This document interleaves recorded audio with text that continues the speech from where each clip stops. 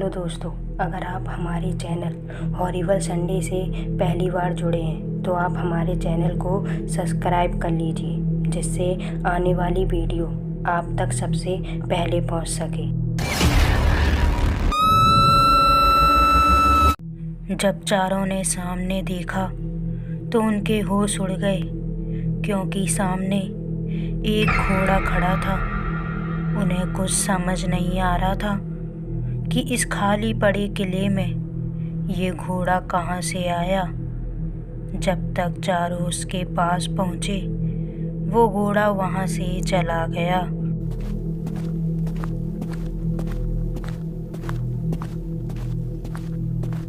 तब दीपाली ने कहा, ये कैसे हो सकता है? वो घोड़ा यहाँ से कहाँ गायब हो गया? तभी दीपाली की नज़र एक बड़ी सी दीवार पर गई। अचानक उस पर एक बड़ी सी परछाई ना जाने कहाँ से आ गई, जिसे देखकर दीपाली की चीख निकल गई। जब मेनका, अर्जुन और अभिनव ने देखा तो वहाँ कुछ नहीं था। तब दीपाली ने हड़बड़ाते हुए और डरे हुए लफ्ज़ों में कहा कि शायद वो वॉचमैन सही कह रहा था, यहाँ कुछ तो गड़बड़ है। हमें लगता है अब हमें वापस घर चलना चाहिए। लेकिन अर्जुन जाने से मना करने लगता है और दीपाली की बातों को इग्नोर करके आगे चलने लगता है। चारों धीरे धीरे कदमों से आगे बढ़ते जा रहे थे। चारों एक ऐसी जगह पहुंच गए थे जिसकी एक दीवार पर लिखा था, आगे जाना मना है। जब अभिनव ने दीवार पर इस तरह लिखा देखा तो उसके कदमों ने उसे आगे बढ़ने की इजाज़त नहीं दी। तब अभिनव ने अर्जुन से कहा, मैं अब इसके आगे नहीं जाऊंगा। तुम लोगों को जाना है तो जाओ। देखो, यहाँ वार्निंग भी लिखी हुई है और आसपास की जगह देखकर तो ऐसा लग रहा है जैसे यहाँ आज तक कोई आया ही ना हो।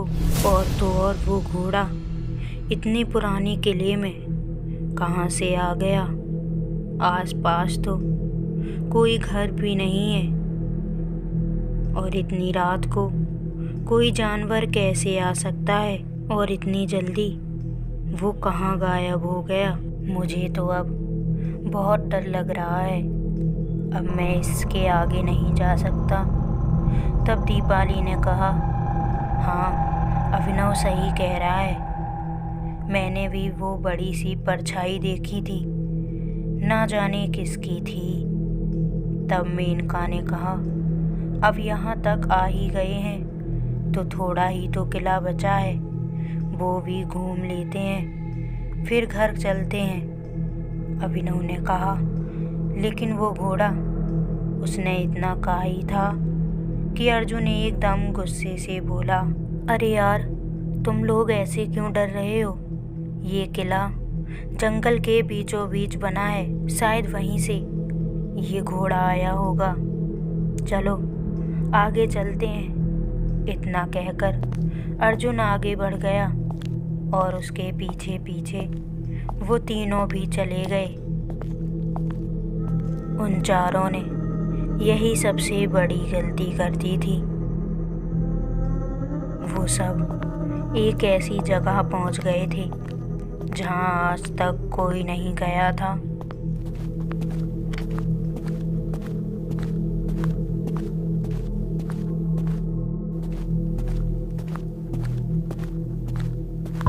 आसपास का नज़ारा देखकर चारों के होश उड़ गए थे। जगह जगह इंसानी हड्डियां पड़ी हुई थी। एक इंसानी कंकाल तह खाने में बंद पड़ा था। उसे देखकर ऐसा लग रहा था जैसे पानी की लालसा ने उसके प्राणों को उसकी देह से अलग कर दिया हो। उस नज़ारे को देखकर ही राजा की क्रूरता का पता चल रहा था। चारों इधर उधर का नज़ारा देखकर भावुक हो रहे थे। जब अर्जुन टहलते टहलते छज्जे की तरफ आया तो उसकी नज़र सामने गई, जहाँ वही घोड़ा खड़ा था जिसको कुछ देर पहले इन चारों ने देखा था। लेकिन अब की बार उसके साथ ही राजा की आत्मा खड़ी थी, जिसकी लाल आंखें अर्जुन को ही घूर रही थीं। तब अर्जुन ने चिल्लाकर कहा, मेनका, दीपाली, अनुभव वो देखो।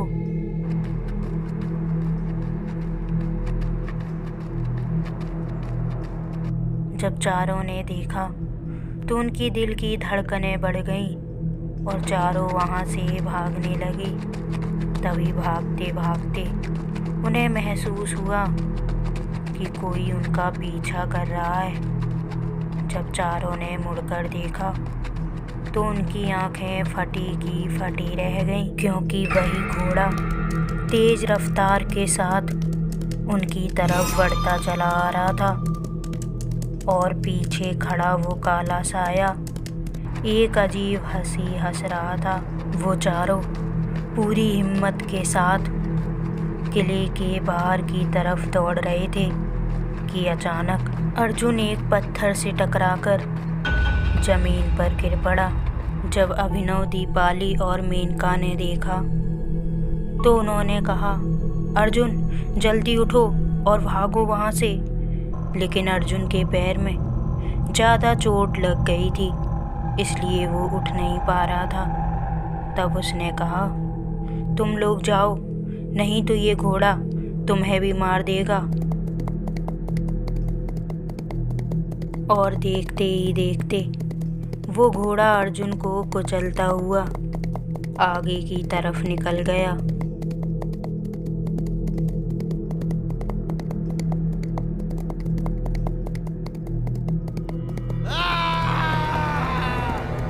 वो तीनों दौड़ते दौड़ते किले के बाहर तो आ गए थे, लेकिन उन तीनों की जान अर्जुन को अपनी जान देकर बचानी पड़ी।